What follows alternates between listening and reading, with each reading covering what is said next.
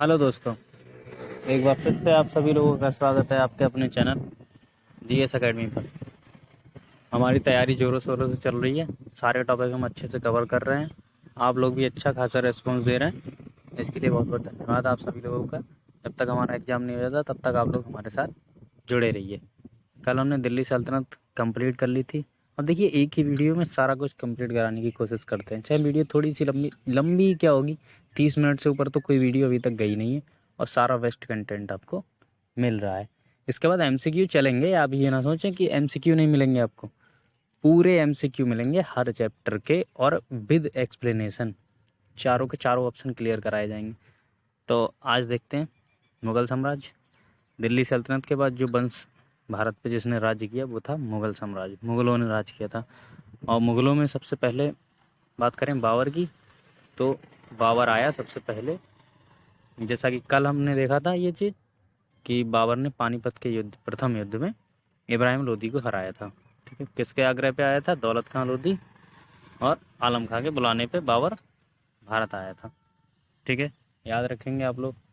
और इब्राहिम लोदी जो था, पहला ऐसा शासक था जो युद्ध की मैदान पे ही मारा गया था। ठीक है, क्वेश्चन आ जाता है कभी कभी। आज देखते हैं पानीपत का प्रथम युद्ध 21 अप्रैल 1526 को बाबर तथा इब्राहिम लोदी के बीच हुआ। ये हम कल भी पढ़ चुके हैं। इसमें बाबर जीत गया था। थोड़ी सी बात कर लेते हैं बाबर के बारे में। बाबर का जन्म जब कब हुआ था? बाबर का जन्म हुआ था 1483 ईस्वी को। कहाँ? फरगना में। इसके पिता का नाम था उमर शेख मिर्जा। और बाबर ने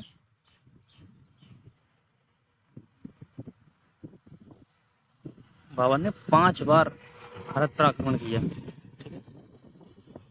बाबर का भारत में प्रथम अभियान जो था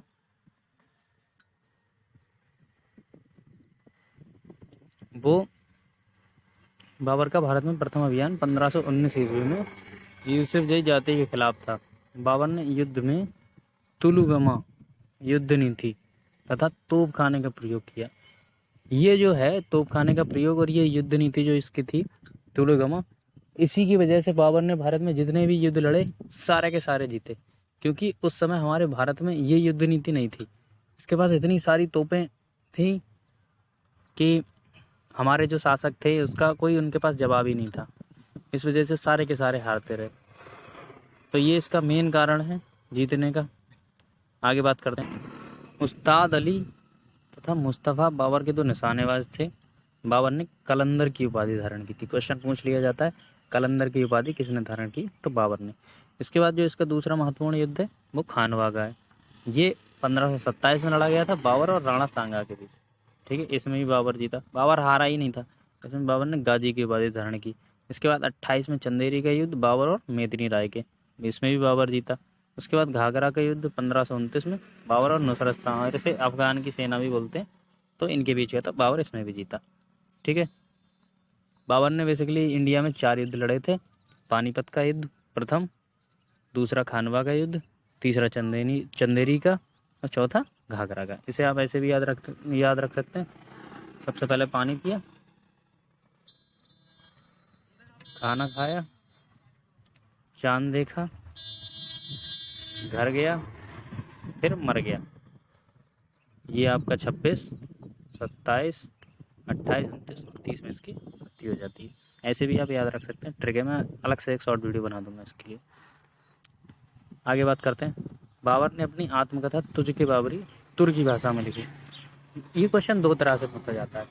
एक तो पूछा जाता है तुझके बाबरी किसने लिखी, जो तुर्की भाषा में थी, वो बाबर ने लिखी। ठीक है, अब इसका फारसी में अनुवाद जो किया था वो अब्दुल रहीम खाने खाना ने किया था। तो अगर आपसे पूछ ले बाबर की जो रचना थी बाबरनामा, उसको फारसी में किसने ट्रांसलेट किया, तो आंसर आपका चेंज हो जाएगा। आंसर हो जाएगा अब्दुल रहीम खाने खाना। ठीक है, अगर ऐसे ही पूछ ले तुझके बाबरी किसने लिखी तुर्की भाषा में, तो बाबर हो जाएगा। आगे देखते हैं। बाबर को मुंबईयान नामक पद शैली का भी जन्मदाता माना जाता है। बाबर की मृत्यु हो गई थी 1530 में। ठीक है, आगरा में हो गई थी। बाबर का उत्तराधिकारी हुमायूं हुआ था। बाबर का मकबरा जो है काबुल, अफगानिस्तान में। इसका शासनकाल वही मैंने बताया आपको, 1526 से 1530 तक। इसके बाद जो इसके पुत्र थे हुमायूं, वो गद्दी पर बैठे। हुमायूं 1530 में गद्दी पर बैठे। हुमायूं ने 1533 ईस्वी में हुमायूं ने दिल्ली में दीनपना नामक नगर की स्थापना की थी। ठीक है, उन्होंने चौसा का युद्ध लड़ा था, शेरशाह सूरी से हार गए। कन्नौज या बिलग्राम का युद्ध 1540 में हुमायूं और शेरशाह के बीच लड़ा गया, इसमें भी हार गए। इसके बाद हुमायूं को देश छोड़ के जाना पड़ गया और इसने शेरशाह की उपाधि धारण कर ली थी। इसके बाद ये भागते रहे इधर से उधर, कहीं कभी किसी देश में कभी किसी देश में। उसके बाद 1555 ईस्वी में दोबारा हुमायूं भारत वापस आए। उन्होंने पूरी मेहनत की, पूरी सेना तैयार करी, सारा कुछ तैयार करके फिर से आ गए। उसके बाद इन्होंने हुमायूं उसमें दिल्ली पे फिर से आक्रमण किया। उस समय शेरशाह सूरी नहीं था, शेरशाह सूरी की मृत्यु हो चुकी थी 1545 में ही। तो उस समय कोई दूसरा शासक था, तो इन्होंने यहाँ पे जीत दर्ज कर ली। इसके बाद क्या हुआ, जीत तो गए 1555 में। उसके बाद ये पुस्तकालय में चल रहे थे और उसकी सीढ़ियों से ही गिर के इनकी मृत्यु हो गई। इसके बाद देखिए वही लिखा है, हुमायूं की मृत्यु जो थी 1556 ईस्वी में दीनपना भवन में पुस्तकालय की सीढ़ी से गिर कर हो गई थी। गिरते पड़ते इन्होंने अपना शासन किया और गिर के ही मरे गए। इसके बाद एक महान शासक आते हैं जो जिन्हें इतिहास में अभी तक एक महान सम्राट कहा जाता है, वो थे अकबर। अकबर का टाइम पीरियड की बात करें, देखिए हुमायूं का जो टाइम पीरियड था 1530 से 1540 था पहले। उसके बाद 1555 से 1556 हुआ। इसने 2 चरणों में अपना शासन किया है, क्योंकि जब ये 1540 में हार गया तो दिल्ली पे मुगल नहीं रहे थे, अब सूरी साम्राज्य आ गया था, सूर साम्राज्य, क्योंकि शेरशाह सूरी ने उसकी स्थापना कर दी थी। अब बात करते हैं अकबर की। अकबर का शासनकाल जो था 1556 ईस्वी से 1605 तक रहा था। इसका जन्म हुआ था 1542 में अमरकोट में राणा बीरसाल के महल में। देखिए 1542 का जो टाइम था, उस समय जो हुमायूं था देश छोड़ के भाग गया था, तो उसी के दौरान इनका जन्म हुआ था।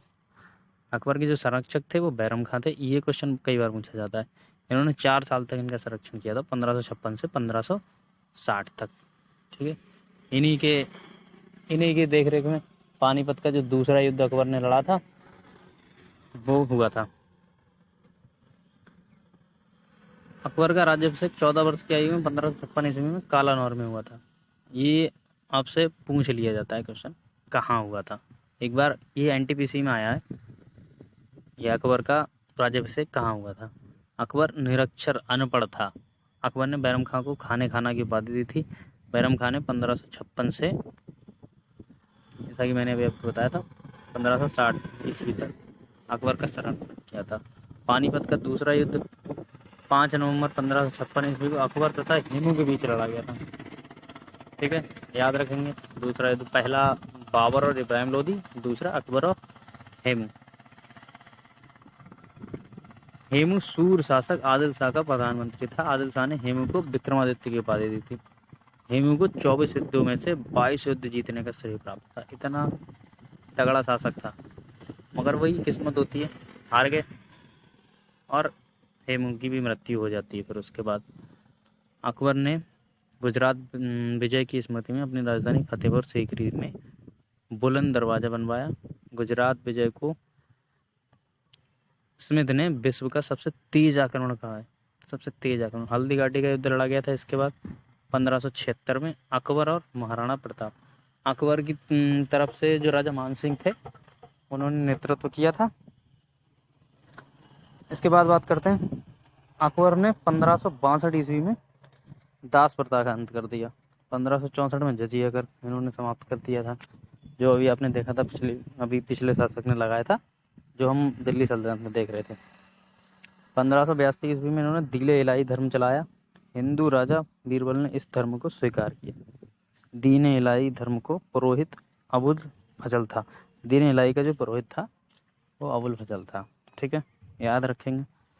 अकबर ने 1575 में इबादत खाने की स्थापना फतेहपुर सीकरी में की थी। इसका उद्देश्य क्या था, प्रत्येक रविवार को धार्मिक वाद विवाद को हटाते थे, ये इनका उद्देश्य था। अकबर पर सबसे अधिक प्रभाव हिंदू धर्म का पड़ा। अकबर ने 1583 ईस्वी में इलाही संबंध चलाया। अकबरनामा तथा आईने अकबरी नामक पुस्तक जो लिखी थी वो लिखी थी अबुल फजल ने। अकबर के भूमि संबंधी सुधारों का श्रेय टोडरमल को जाता है, जिनके राजस्व मंत्री थे इसलिए इन्हीं को जाता है।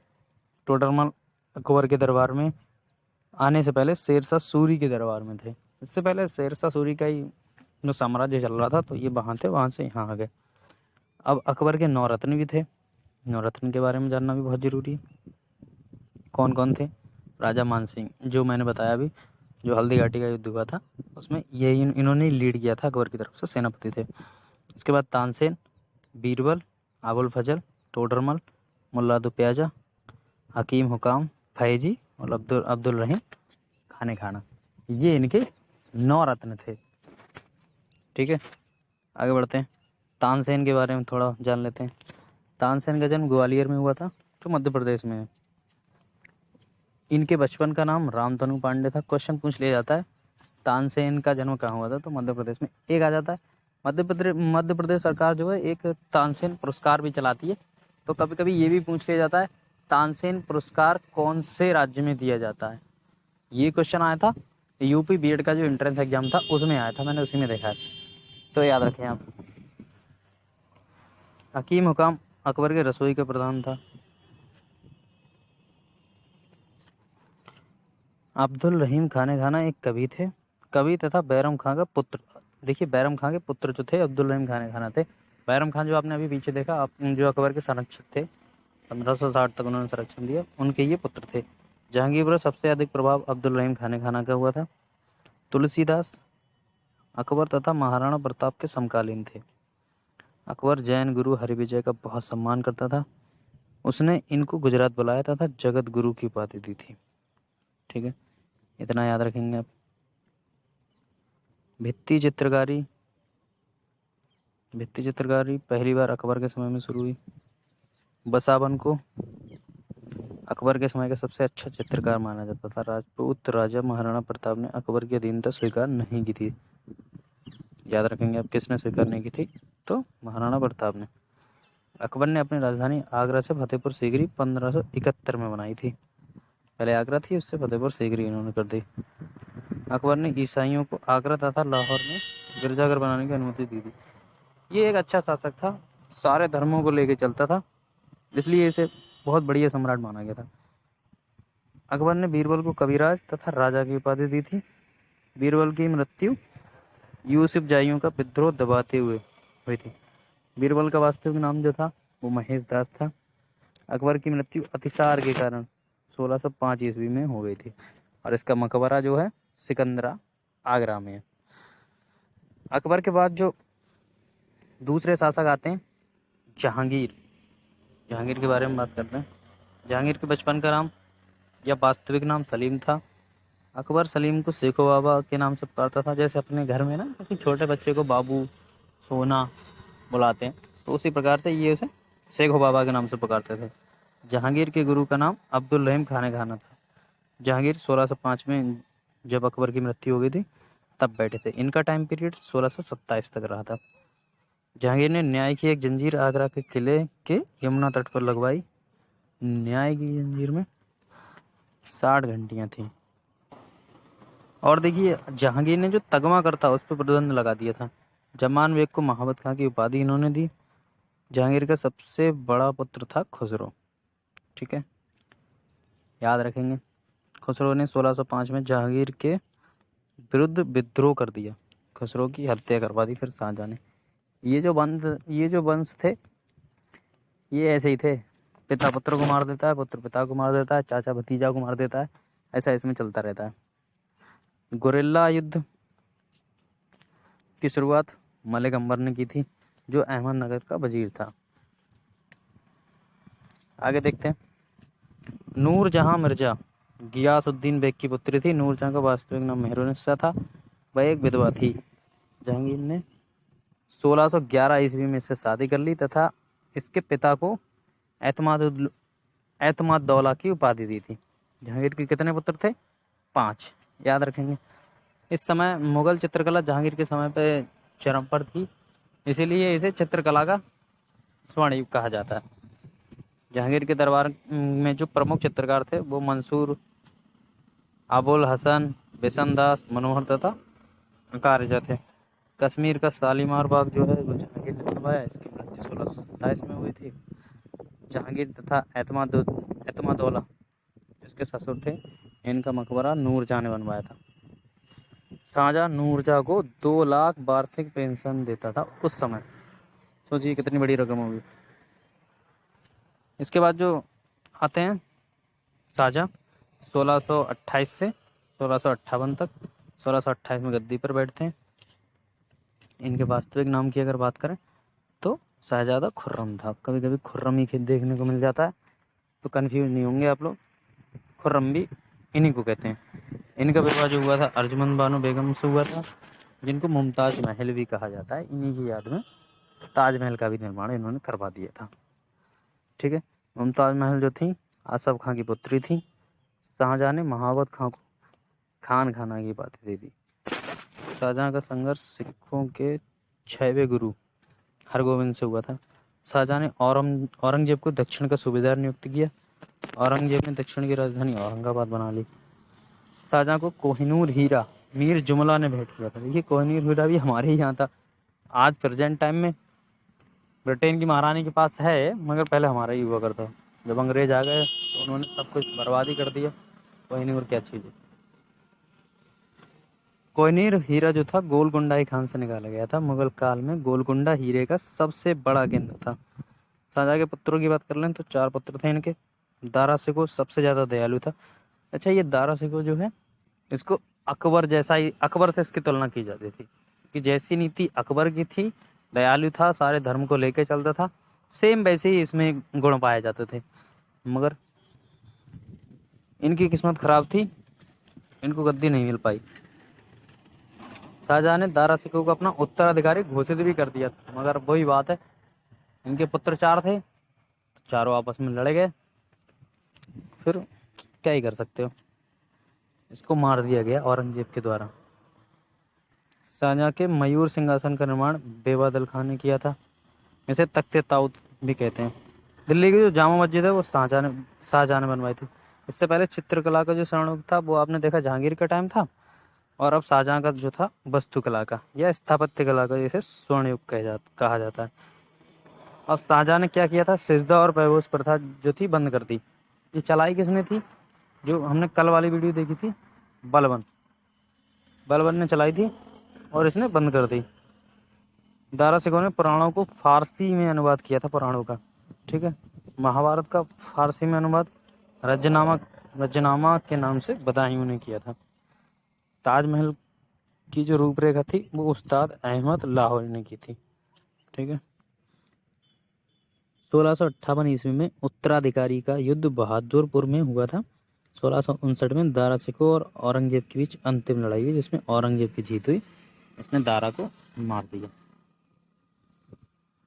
दारा सिकोह को इस्लाम धर्म की अवहेलना करने के कारण मृत्युदंड दिया गया। वो तो एक बहाना था, इसे मानना था, क्योंकि गद्दी औरंगजेब को चाहिए थी और उत्तराधिकारी जो थे दारा सिकोह घोषित कर दिए गए थे शाहजहां के द्वारा। शाहजहां को कैद कर लिया था आगरा के किले में और ये गद्दी पर बैठ गए।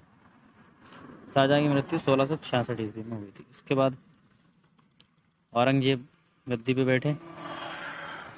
औरंगजेब के बारे में बात करते हैं। औरंगजेब 1658 ईस्वी को दिल्ली की गद्दी पर बैठा। इसका दूसरी बार राज्याभिषेक 1659 में हुआ था। पहला 58 में, दूसरा 59 में, जब इसने दारा सिकोह की मृत्यु कर दी। उसके बाद उसे मार दिया। वह मुमताज महल का पुत्र था। औरंगजेब ने प्रथम युद्ध ओरछा के जुझार सिंह के विरुद्ध लड़ा। औरंगजेब ने 1668 ईस्वी में हिंदू त्योहारों पर रोक लगा दी कि औरंगजेब जो थे कट्टर मुस्लिम शासक थे। हिंदुओं से तो नफरत थी। उन्होंने बहुत सारे मंदिर तोड़वा दिए हिंदुओं के, और पता नहीं कितने हिंदुओं को मार डाला। ये कहते थे इस्लाम अपना लो, अगर जिसने इस्लाम अपनाने से मना करी तो उसे मार देते थे, और ऐसे नहीं मारते थे, बहुत दर्दनाक मौत देते थे। उसके बारे में हम जिक्र नहीं करेंगे। पुरंदर की संधि 1765 ईस्वी में शिवाजी और महाराजा जयसिंह के बीच हुई। इस संधि के अनुसार शिवाजी को औरंगजेब के सामने पेश होना था। शिवाजी को कैद करके जयपुर भवन में रखा गया। यहाँ से शिवाजी गुप्त रूप से फरार हो गए। ठीक है। औरंगजेब को जिंदा पीर भी कहा जाता था, ये बात याद रखेंगे। औरंगजेब के विरुद्ध मथुरा का जाट विद्रोह जाट नेता गोकुल के नेतृत्व में 1669 में हुआ। औरंगजेब ने जजिया कर फिर से लागू कर दिया। अभी अकबर ने समाप्त किया था, इन्होंने फिर से लागू कर दिया। औरंगजेब के दरबार में हिंदू मनसबदार सर्वाधिक थे। और एक क्वेश्चन ये पूछा जाता है, मनसबदारी प्रथा किसने शुरू करी थी? तो इसका आंसर होगा अकबर, औरंगजेब नहीं होगा। बनारस के विश्वनाथ मंदिर तथा मथुरा के केशव राय मंदिर को औरंगजेब ने 1669 ईस्वी में तोड़वा दिया था। इन्होंने बहुत सारे मंदिर तोड़वाए हैं, ये तो केवल एक दो ही दिए गए हैं। इन्होंने बिल्कुल ही मतलब मुस्लिम राष्ट्र बनाना ही चाहते थे भारत को, मगर ये सफल नहीं हो पाए अंग्रेजों की वजह से। अंग्रेज आ गए, उसके बाद इनका शासन धीरे धीरे हल्का होता रहा। औरंगजेबी दिल्ली सल्तनत का जो मुगल साम्राज्य का था, एक मतलब अंतिम ही इसे मान सकते हैं। इससे अच्छा कोई शासक इसके बाद नहीं आया, इससे पहले तो बहुत सारे आए। आगे बात करते हैं। इस्लाम धर्म स्वीकार न करने के कारण सिखों के 9वें गुरु तेग बहादुर, ये क्वेश्चन डायरेक्ट पूछ लिया जाता है। औरंगजेब ने सिखों के कौन से गुरु को मृत्यु दंड दिया और क्या नाम था उनका? तो नाम था तेग बहादुर। और हत्या किसने करवाई? औरंगजेब ने। कौन से नंबर के थे ये? 9वें नंबर के। भरतपुर राजवंश की स्थापना चूड़ामल ने की थी। औरंगजेब की मृत्यु 1707 ईस्वी को अहमदाबाद में हो गई थी। इसके बाद मुगल साम्राज्य में कोई भी ऐसा मुगल नहीं आया जो इनसे अच्छा हो, इसलिए उनके बारे में बात भी नहीं की जाती है। अब मुगल काल के कुछ प्रमुख तथ्य जो हैं वो देख लेते हैं, क्योंकि इनसे भी क्वेश्चन आ ही जाता है कभी कभी, क्या पता क्या आ जाए। मुगल काल की जो राजभाषा थी वो फारसी थी। मुगलकालीन सेना संगठन मनसबदारी प्रथा कहलाती थी। मनसबदारों को नगद वेतन देने की व्यवस्था थी। मुगल सेना 5 भागों में विभाजित थी, ठीक है। जब्ती प्रणाली टोडरमल ने शुरू की थी। मुगल काल में सर्वाधिक रुपए की ढलाई औरंगजेब के समय में हुई थी। भारत में तंबाकू का प्रचलन 1604 ईस्वी में पुर्तगालियों के द्वारा हुआ था।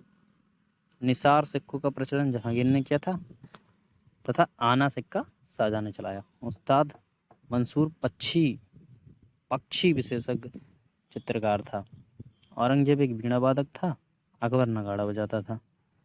औरंगजेब का उत्तराधिकारी शाह आलम था। मुगल साम्राज्य का अंतिम अयोग्य शासक जहांदार शाह था।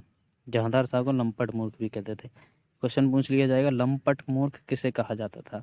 तो आप लगा देंगे जहांदार शाह। सिख के नेता बंदा बहादुर की हत्या मुगल सम्राट फारुखसियर ने की। फारुखसियर ने मुफ्त में अंग्रेजों को व्यापार आरंभ करने की अनुमति दे दी थी। देखिए क्या क्या किया है इन्होंने, फ्री में व्यापार कर टैक्स तो लेते, क्या पता टैक्स की वजह से व्यापार ही नहीं करते वो, मगर क्या ही बोलोगे, इन्हीं की वजह से गुलाम हुए। फारुखसियर की हत्या सैयद बंधुओं ने की थी। सैयद बंधुओं को भारतीय इतिहास का नृप निर्माता कहा जाता है। आगे देखते हैं। मुगल शासक मोहम्मद शाह को रंगीला बादशाह भी कहा जाता था। इसका वास्तविक नाम रोशन अख्तर था। नादिर शाह ने भारत पर आक्रमण कब किया? 1739 ईस्वी में। वह अपने साथ मयूर सिंहासन ले गया। नादिर शाह के सेनापति का नाम अहमद शाह अब्दाली था। अंग्रेजों ने 1803 में दिल्ली पर कब्जा कर लिया। वही औरंगजेब के बाद जितने भी शासन थे सब ऐसे ही थे, कोई अच्छा नहीं था। इसी वजह से अंग्रेजों का जो पकड़ थी भारत में मजबूत होती रही, क्योंकि शासक में इतने क्वालिटी ही नहीं थी जो उनसे मुकाबला कर पाते। इलाहाबाद की संधि 1765 ईस्वी में हुई। इस संधि में के अनुसार मुगल बादशाह शाह आलम द्वितीय को 20 लाख रुपए वार्षिक पेंशन अंग्रेजों ने दी थी तथा बंगाल और बिहार की दीवानी अंग्रेजों को मिल गई। अंतिम मुगल बादशाह जो था बहादुर शाह जफर था। ये भी पूछ लिया जाता है अंतिम मुगल बादशाह कौन था। अंग्रेजों ने इसको निर्वासित करके रंगून भेज दिया, वहीं पे इसकी मृत्यु हो गई। अच्छा, अब थोड़ा सा जो टाइम पीरियड बचा, जो मैंने आपको बताया था हुमायूं और शेरशाह के बीच जो बेलग्राम का युद्ध हुआ था 1540 में, उसके बाद मुगल तो बिल्कुल ही समाप्ति समझ लीजिए आप हो गए थे, क्योंकि जो हुमायूं था वो भाग गया दूसरे देश छोड़ के। तो फिर वहाँ पे आ गया था शेरशाह सूरी का साम्राज्य, जिसे सूर साम्राज्य बोला जाता था। शेरशाह सूरी जो रहे थे 1540 से 1545 तक। इसके बारे में थोड़ा सा आपको बताया था, थोड़ा और जानना इनके बारे में ज़रूरी है। शेरशाह का प्रारंभिक नाम था फरीद खां। इनके पिता का नाम था हसन खां। फरीद खां को मोहम्मद शाह ने शेर खां की उपाधि दी थी। यह दिल्ली की गद्दी पर 1540 में 67 वर्ष की उम्र में बैठा था। यहीं से इसका नाम शेरशाह सूरी पड़ा। शेरशाह सूरी को अकबर का अग्रदूत भी कहते हैं। शेरशाह सूरी की मृत्यु तोप के फट जाने के कारण हुई थी। तोप चला रहे होंगे और वो फट गई। ग्रैंड ट्रंक रोड, इसे जीटी रोड भी बोलते हैं, शेरशाह सूरी ने इसका निर्माण करवाया। शेरशाह सूरी ने पाटलिपुत्र का नाम पटना रखा, जो आज का पटना है। शेरशाह सूरी ने इसका नामकरण किया। इनका मकबरा सासाराम बिहार में, बिहार के ही थे बेसिकली ये। शेरशाह सूरी ने दीन बना भवन को तोड़वाकर पुराने किले का निर्माण करवाया। तो दिल्ली सल्तनत में इतना ही रहने देते हैं। इससे बाहर दिल्ली सल्तनत से क्वेश्चन नहीं आता है। और हमारी वीडियो भी थोड़ी लंबी हो रही है, इसलिए आज हम यहीं समाप्त करते हैं। अब कल देखेंगे हम अगला जो हमारा नेक्स्ट टॉपिक है। सिलेबस के अकॉर्डिंग हम चल रहे हैं बिल्कुल। कल देखते हैं हमारा क्या टॉपिक रहने वाला है, कल उसके बारे में बात करते हैं। तो आप लोग अपना सपोर्ट बनाए रहें, सपोर्ट करते रहिए। चैनल को शेयर, सब्सक्राइब, लाइक ज़रूर करिए, क्योंकि हमारी संख्या थोड़ी सी कम है, उस वजह से थोड़ा सा मोटिवेशन नहीं आ पाता है। तो आप लोग इसे सब्सक्राइब करें, जल्दी हमारी फैमिली बहुत बड़ी होगी। तो ठीक है, मिलते हैं कल अगली वीडियो में। तब तक पढ़ते रहिए। बाय।